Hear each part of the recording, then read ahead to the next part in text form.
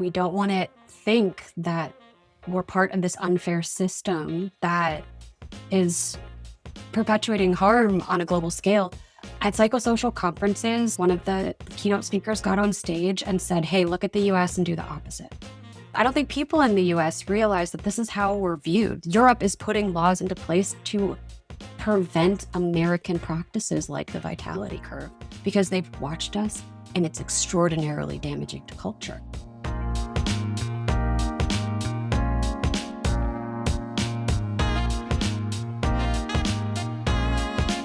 All right. Hi, everybody. Welcome to another episode of the Circle Back Club, a podcast for workers who are done pretending that everything is fine. I'm Aparna and I'm joined, as always, by Lars Gallian. And today we're going somewhere most workplace conversations are scared to go, at least the ones that are being had in the US. Yeah, so there's a term by researchers and governments around the world called psychosocial hazards. It describes the conditions at work, the overload, the lack of control, the job insecurity, the constant surveillance, the cause that is measurable and documented psychological harm. And today we're asking why the US, one of the wealthiest nations on earth, does almost nothing about it legally. And to have that conversation with us, I've invited one of the smartest people I know working on this, Dr. Nicole DeKay. She's an organizational psychologist and founder of Humanalist, a platform she built to democratize the employee experience and reduce harm in the workplace using data. Nicole, welcome to the club. Hi, thank you for having me. Okay, you all. So I want to start with something a mentee shared with me last week. She's pretty early career in her late 20s. And a few months ago, she noticed that her manager was canceling her one-on-one calls pretty regularly. And last week, she called me sobbing in the middle of a panic attack because her manager put her on a PIP and she didn't know what to do or if she should chat with HR. And I guess I'm curious to hear from you both, Nicole, as researcher and practitioner, what happens in our body and mind when we're caught off guard in this manner? The signs that I would point at for what's happening in our body and mind: panic attack and sobbing. So those are two severe responses that a person is having to a work situation. A panic attack those are overwhelming. People go to the hospital for those because often they don't understand what's happening to them when they happen. So I want to name first, like, there's a severe stress response happening. And so you want to look at that. And if you're into somatics and your background, so you're into somatics and bodywork stuff, right? Get them into their body so that you can stop and calm down the immediate response that is happening inside of them. But more specifically, what's happening is that person is facing uncertainty, and uncertainty is stressful. One of the psychosocial hazards that I don't know if you named, but it's poor change management. In New Zealand, they regulate this as one of the psychosocial hazards, not looking at change and planning for it. People are the biggest predictor of change failing. And so you should have a plan in place for your people. There's a lot of tools to plan for change for people. There's a lot of models for this as well, because it's such an important aspect. And so when you're giving people uncertainty all the time, you're creating stress responses. Like in the body specifically, you're triggering a threat response. So that makes me think that your amygdala is getting triggered. You might be having stress hormones like cortisol or adrenaline coursing through your body because that's what happens when you're faced with uncertainty. Mm-hmm. And I want to, you've hit on something when it comes to PIPs that I think are becoming too common in workplaces as well, that I also, besides answering the question itself, kind of want to address, because this reaction to PIPs, people just getting put on PIPs out of nowhere, is happening due to rampantly harmful corporate practices that don't have efficacy that they work. So a lot of people are being exposed to this thing called the vitality curve, which, Aparna, I am against the vitality curve. There's no evidence, no peer-reviewed evidence that this works in any setting, anywhere. And there is a lot of evidence that it works poorly, and harms people. It harms people. The only thing you can find is that it increases short-term profit, because our financial systems are set up to have people on the liability side, and we don't have another thing that incorporates our IP and our brain and our knowledge that is extremely valuable to the company. That's not on our assets. And so when they're trying to get short-term profit up, they fire us, bring down their liabilities. And so it's good for short-term profit. It's bad for long-term things. There's a researcher at the University of Lausanne who identified this as a people practice that was used in every major scandal and loss of life that he investigated over the last several decades. This is a people practice like where people are getting put on PIPs and gaslit just rampantly because someone has decided 1 in 10 people should be fired every year. And this just started in the 1980s. This is not something that, like, we used to have job security. This is not something that's common in other places. They're talking about, there's a law that would, and like up, I don't know if it got passed, but the EU is looking at a law against the vitality curve specifically because of how harmful it is. So there's also this thing where it's like, I mean, what part of the year is it? Is it time for people to start firing for that 1 in 10 that they need to get to? And It is that time of the year. right? It is. Yeah, and managers have to make up PIPs when they do this. I've talked to managers who talk about that's why they quit being a manager, because they had to gaslight people into saying that they weren't performing because they were required to. Oof. So I was like, that's a long answer, but like there are these pieces of just, it's a stress response. It's I would say it's a reasonable stress response, especially since the last I saw there's like 60% above 60% of the American workforce doesn't have any savings. They're living paycheck to paycheck. So when you're talking about losing your job, it's not just loss of a job. It's not just loss of an occupation. That might be loss of food, loss of housing, loss of care, loss of medical care if you have serious medical conditions, since we don't get guaranteed insurance here either. And we're in Washington State where you can get unemployment. Sometimes you can't if you quit. You need to get fired.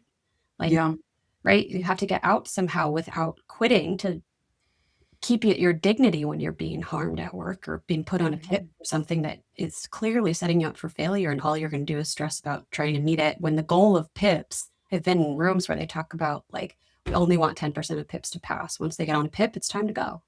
And or like the point of PIPs is to get people out. It's to document layoffs and without having to go through the process of actually doing layoffs. It's cheaper. It's so normalized that you're like, well, everyone's just like, well, we can do it. Everyone else is doing it. Like, we need to reduce our workforce. So let's not do it with a RIF. Let's avoid the WARN Act. Who cares? Like, everyone does this. So let's just keep it out. Thanks, Jack Welch. You've done great things for this nation's businesses. Oh, not Jack Welch. Lars, I'm curious, what you think of situations like this. And one thing that we didn't actually do is like really frame psychosocial hazards. So yeah, we'll have Lars go and then let's actually frame what we're talking about. There's the psychosocial side and then there's the hazard side. And what you're talking about, Nicole, and what I think about in answering this question and thinking about this person's experiences, when you are treated as a liability, your body is going to respond as such. And that the other part of what she was talking to you about, Aparna, of should I talk to HR, and trying to figure out if that is the best way to keep you safe. And the first thing that I think about, and Nicole just touched on it, is the documentation. And documentation is one of the primary ways to maintain control and a sense of safety in a large corporation, because everything is a liability. And my initial thought in thinking about this person in the situation was she documenting the manager's cancellations? Is she documenting the lack of dissemination of knowledge that she is getting? How can she protect herself when, more likely than not, if you are starting a PIP, you are responsible for hyper documentation? And so there's this, it's a really reasonable response to liable-driven top-down surveillance that you're being surprised by. And yeah, like, what do we do in those working conditions? Oof. It's not a mediated conversation with HR. To Nicole's point, you're already on a PIP. So it's documentation land. So, okay, let's frame psychosocial hazards. When we talk about them, we're not talking just about having a bad day at work, right? Like, we're talking about conditions at work that are by design. It's the management, it's the culture of work that causes both psychological and often physical harm. And Nicole, you've been writing about and speaking about and doing work on workplace trauma, bullying, chronic stress, harassment. What do people need to know about psychosocial hazards? And is it something like OSHA, for which we have some regulations in the US? Yeah, so we covered that, psychosocial harms, they're health harming behaviors. They're usually interpersonal in nature. That's why people call them psychological. But what that means is that they're the way that we interact with each other is what causes the harm. And they're tied to things that we know are health harming. So anxiety, depression, PTSD, heart attacks, like gut and health, like stomach problems that come with a lot of the chronic stress symptoms in general, or these are some of the things that I just named. And so when you have a whole host of in the US, when I describe these to people, people are like, oh, those are social determinants of health. And that's not a term used in my area. I think that's more from the health research. And it's also not a term used internationally to describe this. They're specific to the workplace. The psychosocial hazards are also they're usually talked about in the context of work. So that's the big piece. So what are they? And I think that, like I mentioned, one that people wouldn't usually look at, and that's poor change management, right? There's a lot of companies say the only thing constant is change. So that's what you should be prepared for. But there's a change cycle that gets you out of that uncertainty piece that stops stress. If we're constantly in uncertainty and constantly getting stress hormones released, we're not doing well. You need to plan for change. You need to plan, and then you need to go through the whole project, give people a chance to rest, and then start again. You can't just constantly be expecting people to burn. And that's another one, like, so extended work hours. A lot of salaried employees are expected to work 60 to 80-hour weeks, and forced overtime for manufacturing employees. I don't know how many companies I've worked at where they did that, where they did mandatory overtime, required 10 hours a week for employees. Like, work on your weekends, figure out how to fit in your 10 hours. We need you to do this work, instead of hiring people, which would be a lot cheaper, both in terms of the turnover that you're getting because you're burning people out, and just the cost because you're paying people time and a half. Inadequate rewards and recognition. And this is one that I'm like, when we talk about the pay in the United States, and that's part of your rewards and recognition. And when no one on minimum wage can afford to live in the US anymore, we have this Anywhere, government right? Like anywhere, there isn't a no single city. census tract where you can live on minimum wage. And even living right now with the expectations, your housing isn't more than 30% of your income. I don't know anybody that's got that situation right now unless they bought in the early 2000s or earlier, right? Well, I guess like up to like 2015 you had, but there's just these things that are against us that create this as a psychosocial hazard that's systemically happening to all of us. Like, when I worked at Boeing, we had these raise pools, and that's so your manager got a percentage of like a pool that he got to give, and it was 2.7% of his staff's salaries. And so he had to figure out how to, and this was in years when Boeing was making record profits. It was after the recession was over, and we were getting the lowest bonuses that we got in years too. So we're not like, they're making record profits, billions and billions of dollars. We can see this on their financials, and our raise pools don't go up. They don't match inflation. They're not doing anything. And then my manager tells me that he has to do this forced distribution where he has to agree with the older person on my team that doesn't need the money, that in order for me to get above average, they have to get below average and a 1% raise so that I can get 5. Like, these are the sorts of things that we're giving people at work that's been so normalized. And then we're told to, like, be grateful. That same year when we had record profits and got the lowest bonuses in years as employees, when I said that out loud, this guy next to me, maybe 10 to 15 years older than me, immediately his response is, well, you should just be grateful that you're getting a bonus. I didn't get that when I was your age. Yeah. Well, and I think something that gets me about this topic, right, is because, well, this topic, nobody's talking about psychosocial hazards. People are talking, though, about bullying. They're talking about chronic stress and burnout. What gets me is that it's always a personal failing. That you're stressed, that you're having gastro issues, you need therapy, you need boundaries, you need a gratitude practice. I had a coach once tell me, well, have you thought of journaling?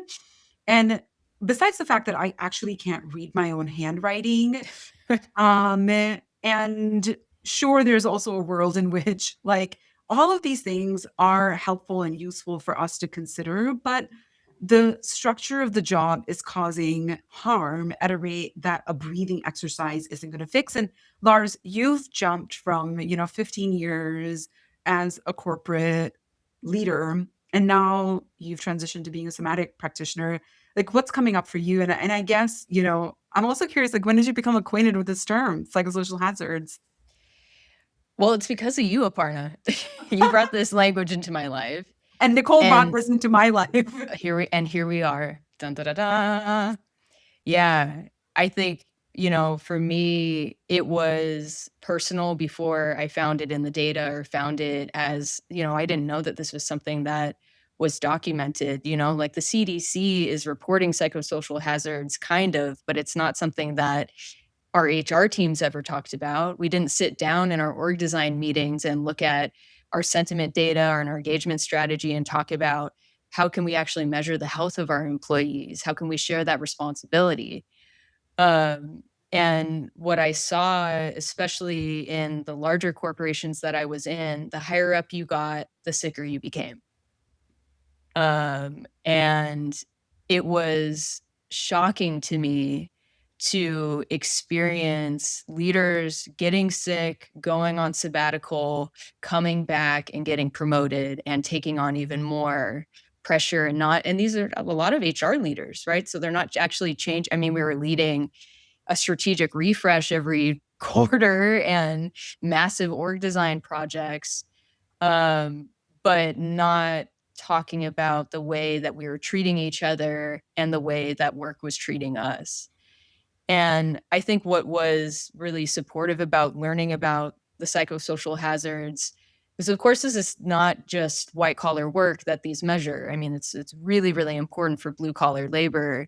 And I was interested in understanding what are the differences of if you're in a white collar position, what are those big stressors of the high time pressure, high emotional labor, low job control, things that in HR teams or for me in DEI positions, we never talked about. We never were getting interested in how do we measure that and understand the way that with this data is really what's causing the burnout, the depression, the absenteeism, the cardiovascular diseases.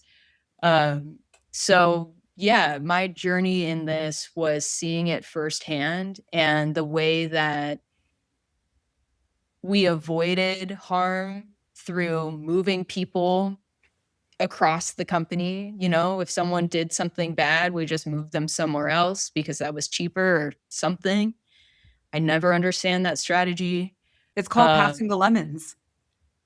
and then It's that, very common in education, like churches. You move the bad priest to a different parish. Yeah, yeah, pass the lemons. yeah. And then if you're sick, we just, we don't talk about it. The person leaves and then they come back.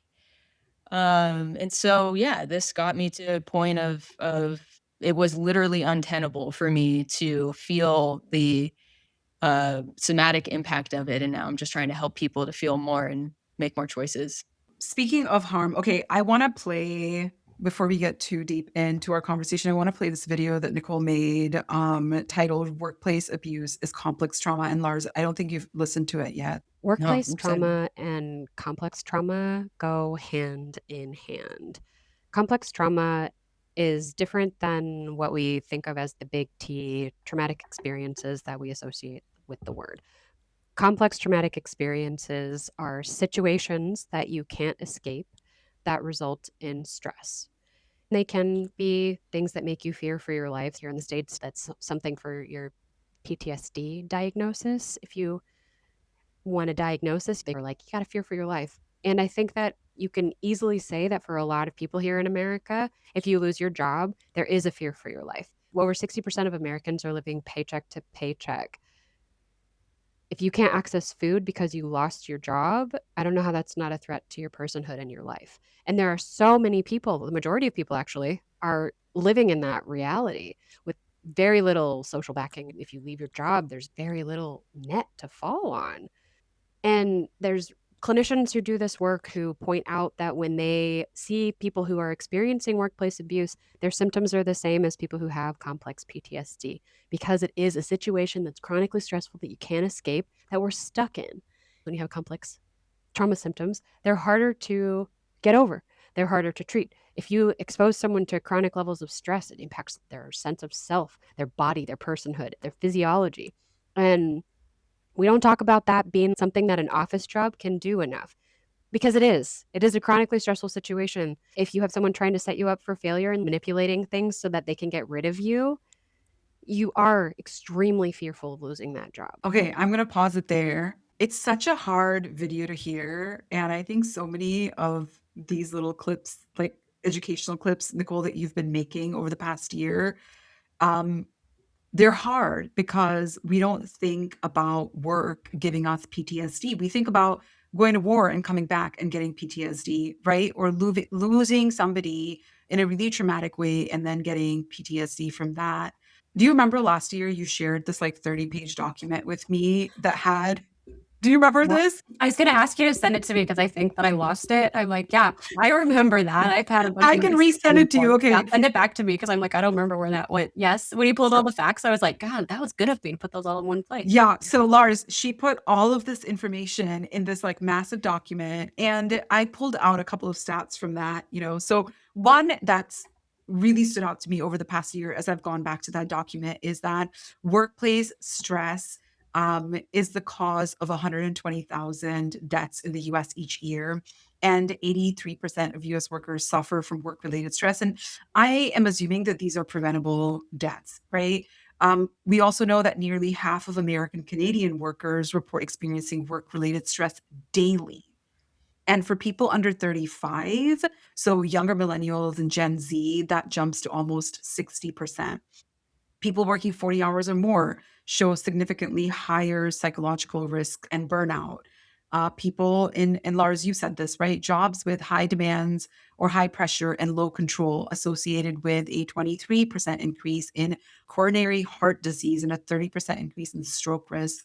And when I hear data like this, I guess, Nicole, when you see what's happening in the US, what's a trend that actually still shocks you, even with everything that you know about psychosocial hazards and how workplaces are designed? There's two I want to say really quick. One I already mentioned, and it's the like older generations and people who have been through this reinforcing the system. I think of the experiment that they talk about with the monkeys that like would go up the ladder and they would try to grab something, and the experimenters taught them like it was dangerous and they would punish them. And so the monkeys they would pull each other down to protect each other and to stop them from like going forward. And it got passed down through generation and generation. And they don't know why they keep pulling people down, but they're not going to let them get to the prize at the top. And that's kind of how it feels when you've got these older generations that are like, just be like us, do what we did, shut up. Like that, we are not faced with the same economic reality that you were. Even people who are like 2009, that's when I graduated from college. That is the last time the minimum wage has been raised in this country. That's 17 years. And in that time, we've experienced so much inflation and so much wealth inequality and redistribution to the top, and this vitality curve that's only rewarding the 20% and then giving everyone else below at like raises that don't even keep up with the cost of living. So there's that piece of like the older generations that just keep saying when people are bringing this up, the gaslighting, they're like, just be like us and be quiet, you lazy little. That's not what's happening. We are not lazy. We are not entitled. This is a completely different economic reality where right now in my house, 75% of our income goes towards housing because that's how much it costs to live in the city of Seattle.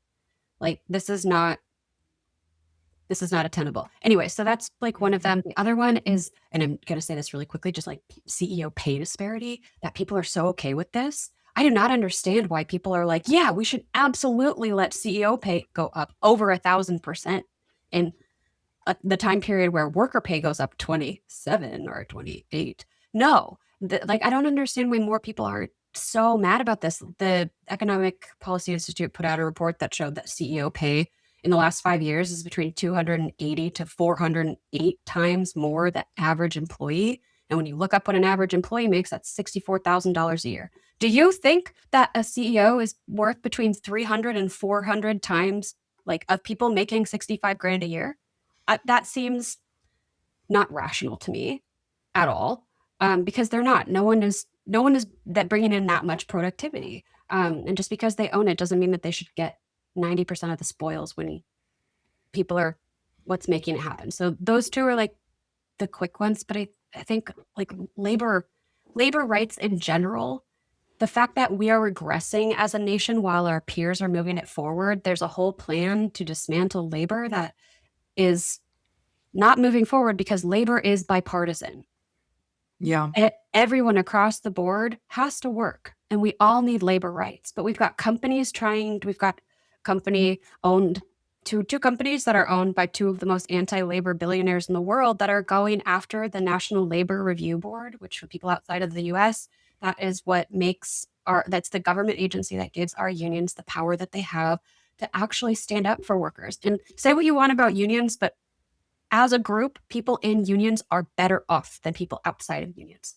So like there might be individuals that do not match that trend, but as a group, they bring up the wellness of workforces. And communities. Where there's more. We're going to talk about labor rights and the labor rights index in a second. But Nicole, do you remember we had this one client that we worked on together who got so upset with us because the way in which we had written the goals were going to jeopardize the bonuses of the executive suite. And this senior leader was livid with us.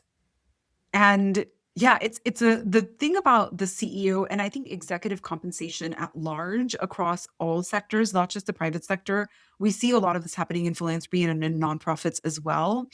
It is also really wild to me that you have half of your workforce living in poverty, but you're paying yourself $30 million a year. I got a screenshot from somebody who was a warehouse employee, and on their onboarding documents was don't forget to sign up for SNAP. And so SNAP is Washington State, no. right? So this is Washington State food stamps. On their onboarding, some HR person was like, hey, we got to reduce harm. Let's make sure that they know they're being paid so little that they qualify for SNAP. They can't lose out on those benefits. That is wild. Like we are normalizing so much harm. It's wild, right? But I can see someone in high level HR being like, hey, we got to let them know that they qualify for food stamps. Like, make sure they know that they got to eat because we're not paying them enough to do that. It's unbelievable. And I think the lack of labor rights policy means that these are the decisions that HR leaders are making, doing the bidding of this unbelievable pay inequity. So let's talk about it. The US scores near the bottom of developed nations on the wage indicator labor rights index. And just for context for listeners, this index evaluates 145 countries on the legal protections for workers on 10 different dimensions. So some of them are fair wages, employment security, working hours, family responsibilities, freedom of association, which is what we're talking about, of the right to form groups, organizations, unions. And the point of it is to make this information accessible and ultimately improve workers' rights and the conditions globally. For the context of where the US sits, we're ranked worse than our neighbor country, Mexico, in labor rights protections. We're closer to India, Niger, Egypt. China ranks higher. Countries like Canada, Angola, Australia are much higher. And of course, the EU, with all of their protections, are at the top. So, Nicole, what's going on? What's going on in the US? What are we up to? I think that it is a combination of almost like institutional gaslighting. We like to think that we have a lot of rights here in America and that trickle-down economics is going to work and that people are going to take care of us. And freedom, baby. Right? It's this freedom thing. We think we're free. The land of the free, home of the brave. I don't think that people know this, first of all. The labor rights index is the only one of its kind that I've been able to find, and it came out in the last 4 to 5 years. Mhm.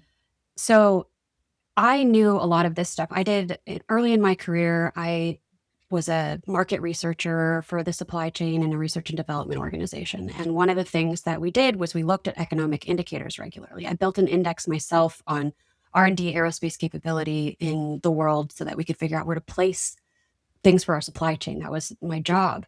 And so I've been aware of the US lagging behind in a lot of these indicators. I remember part of this was cost of placement of work. And I did this whole index, had all the countries, had a ton of indicators to figure out wage. Wage was really hard to find, but the US scored as the cheapest place to place labor every time. And my executives were like, we hire engineers. That's not true. That's going to look wrong. And it's going to make everyone think that this whole analysis is wrong. You have to fix this. Nothing I did could fix it because on paper, as our basic, like minimum wage, things like that, we are not scoring well on the global stage. There's this thing called the Big Mac Index too. That's a way to like look at like cost of living. Everything looks low in the US in terms of what people are paid.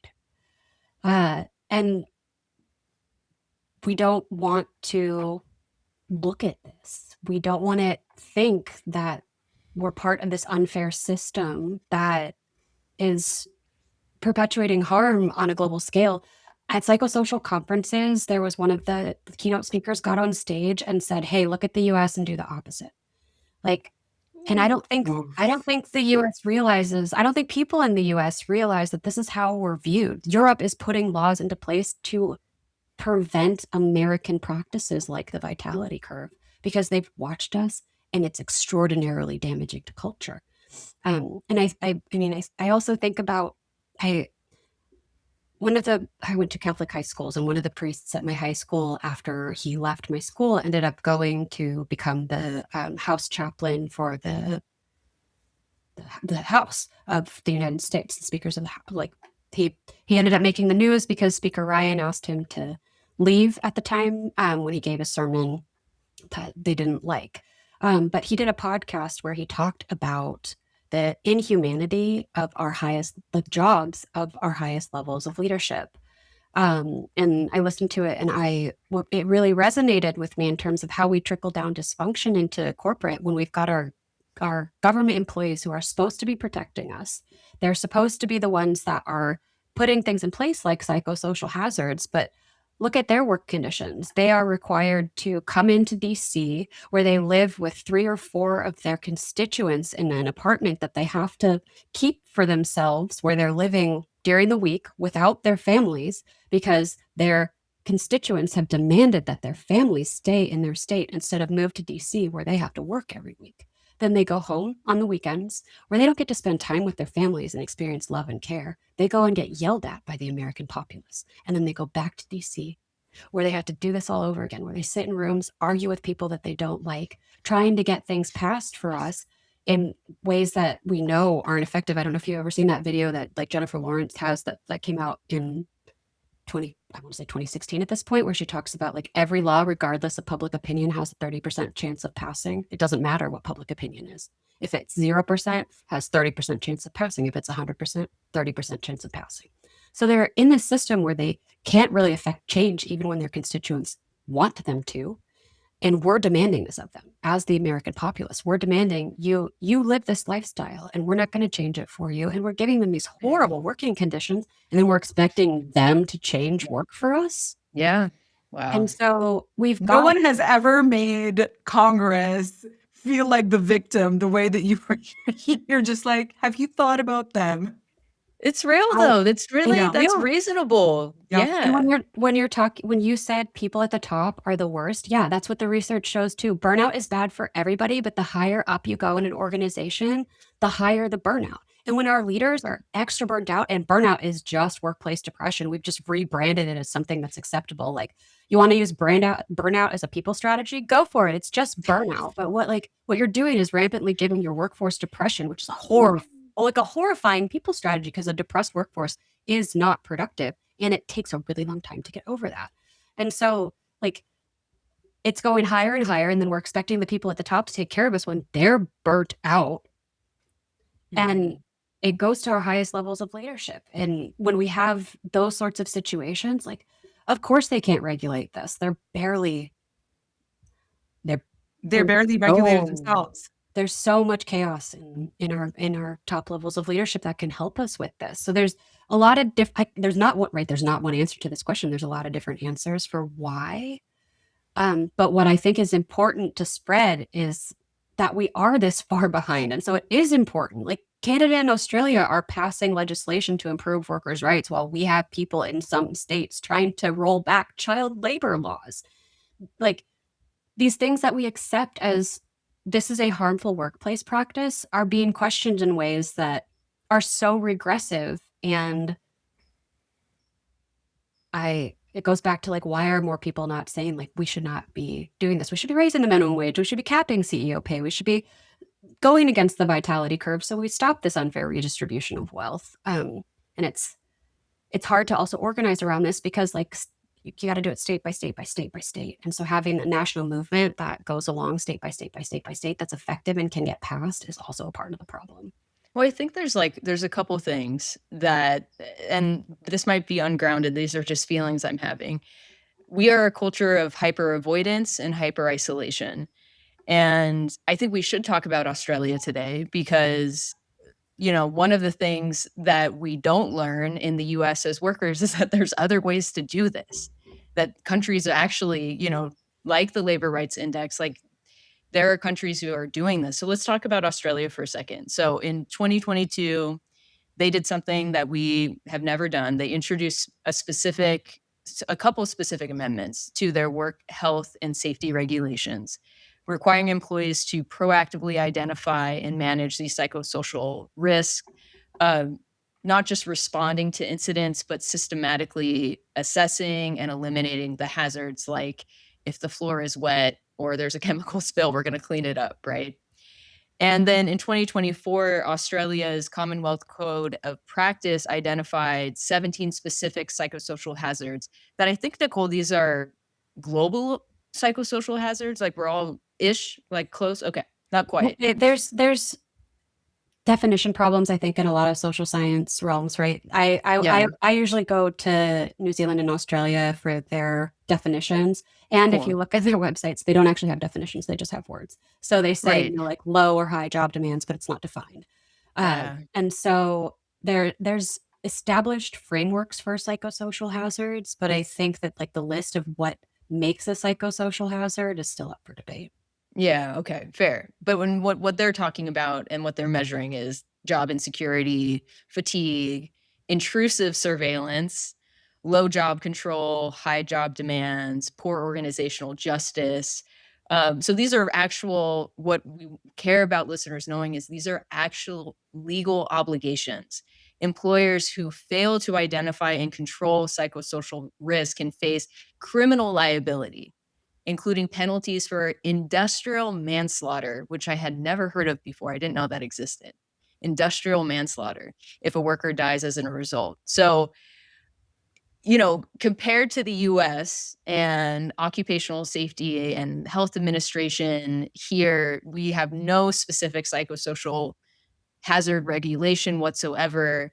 The max penalty for willful safety violation is just over $150,000. So that's not covering anything.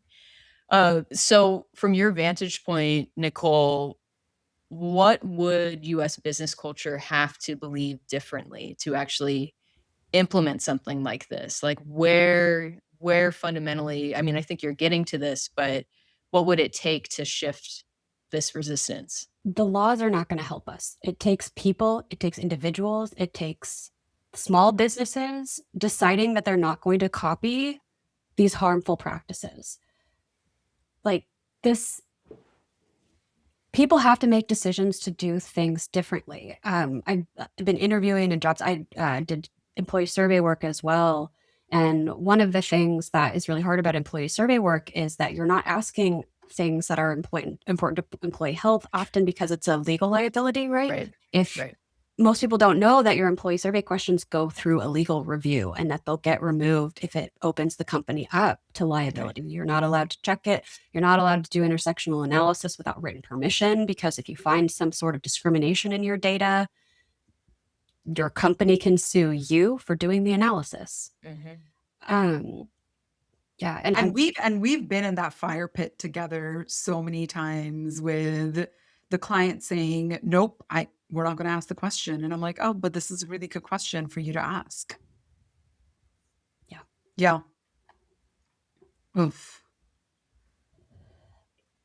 Okay, so you said we're not going to get to it by passing different laws. Like, people have to, show up differently.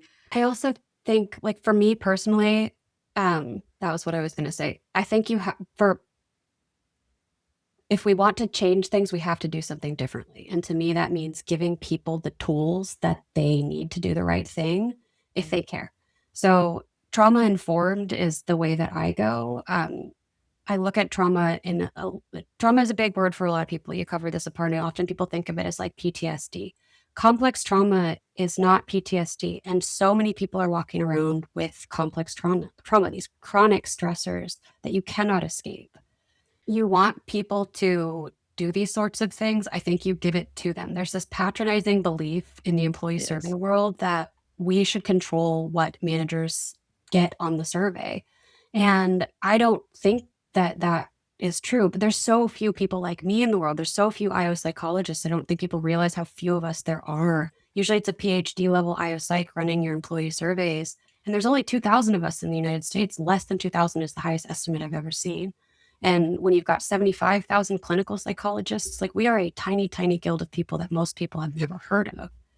And so the model is to go in, like, executives pick out the survey questions. They decide what the questions are that align to the strategy of the company, and that, what's the latest that should be measured. Let's look at belonging. Let's look at engagement. Let's look at a turnover intention. But asking things about employee health when you don't have the resources, tools, or ability to do anything about that, it's not helpful inside of an organization. But if you have a manager that's committed to that, give them the tools that they need to do that. Give them the platform and the resources and the surveys that they need to measure employee health, so that they can identify pockets within their realm of control that they can stop. Even little things like on a survey that I have put out, I'm building an app in the background with a developer right now to codify this research into something that people can take with their teams. But what you'll see is that people themselves want to make these changes. And when you give them the tools to measure it, to name it, then they can stop harm from happening. When you measure harm directly, you're going to take different actions, like as a team. You're going to do things that make people feel more like they belong, that make people feel like they're not being ostracized or isolated. And if you give them also the comment boxes, this is something I learned that was really interesting. We're taught to survey people to not use a lot of comments, one or two, maybe 3 at the most, right? But what I found in practice, what's actually most helpful is just a shorter survey, no more than 20 questions, with a survey box at the, like a open text box at the end of every question, so that managers can get direct feedback about what's actually happening on the team so they can change it. And so it's changing these tools and giving people the actual tools that they need to identify this proactively, and removing the control from the companies. Because I just don't think we're ever going to get to a place where companies are going, with all of the complicated systems that are involved. Legal's not going to let us do this. Legal's not going to let an IO psych like me that's like, hey, let's measure abuse and trauma in the workplace and so we can change it. They're going to be like, absolutely not. Absolutely not. Yeah. Full stop. Full stop. Okay, Nicole, we end every episode with doing a short rapid fire round. It's like whatever comes up for you first. We have 5 questions. Lars will play as well. So here we go. Okay. 1 law you'd pass tomorrow if you could for psych safety in the US. Easy. Make the vitality curve illegal. Ooh. Lars, what do you got? Australia style, accountability for chronic workplace stress.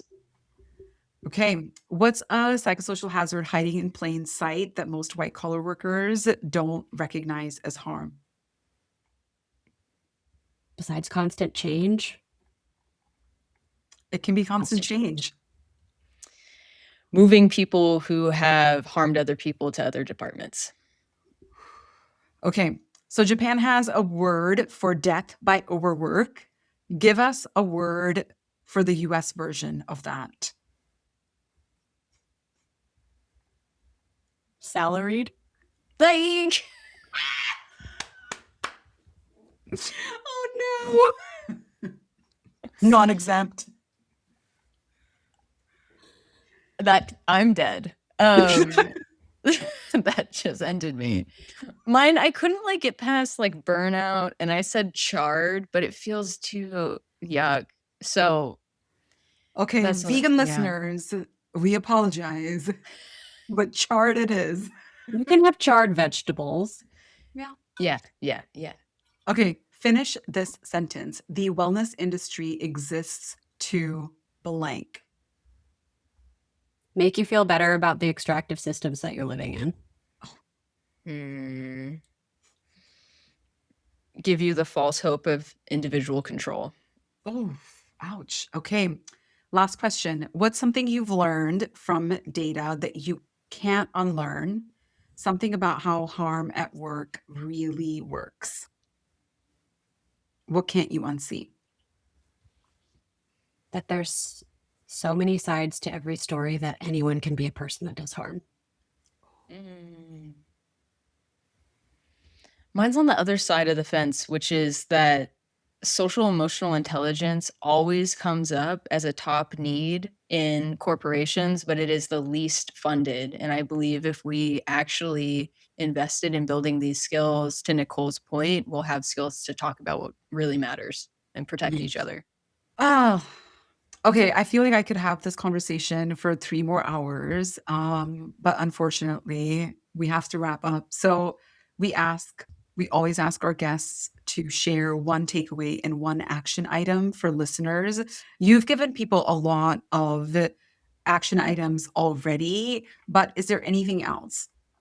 Anything that gives you hope? Any bright spots? I have hope that we can collectively start working together outside of corporate systems to try to tackle these in the near future. Because I don't think we can tackle them within the systems under which are harming us. And that's one of the big things that I hope I can get off the ground this year, because I think that's the only way that we stop this. Like, we have to have hope that we can do this together. Yeah, I think one of the things that I just am always saying at the end of our episodes is talk to each other. So from this vantage point, if you heard a psychosocial hazard that you're like, that's actually something I experience, talk to your coworker about it, talk to each other about it.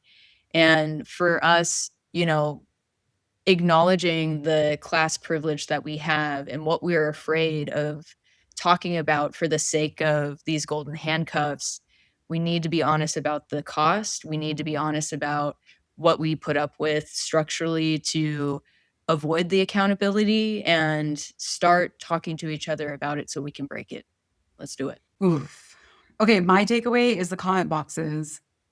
Add more comment boxes, give people more space to share They're what they're there. thinking. Yeah, I mean, and look, every tool allows you to do that now, so there's no reason to not. Honestly, my action item, I would direct this to folks that work in HR, especially in larger companies where HR really plays a strategic role in the business. Ask yourself why you're not capping executive compensation with your lowest, tethered to your lowest paid employee. What is the reason that it is 300x? Like, why is it not 20x?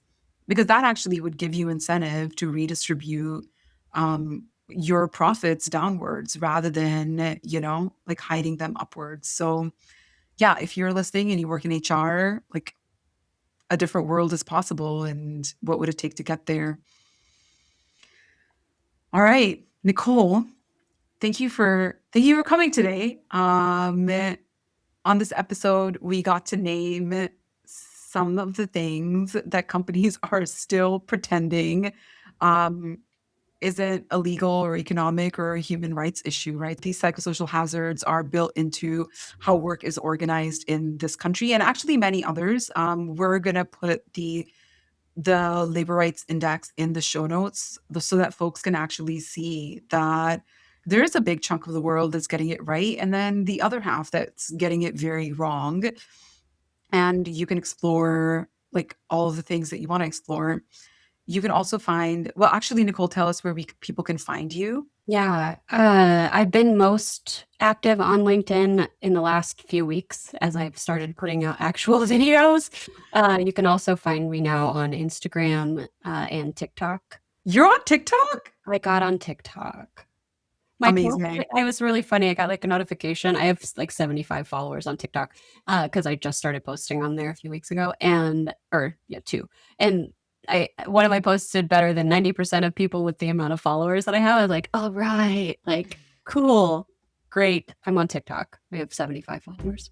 Well, everything is relative, including data and how we present it. But I think for our listeners, I will say that the advice that you offer on LinkedIn is actually really incredible. And even though we've known each other for 7 years now, I learn something new all of the time from you. So thank you so much.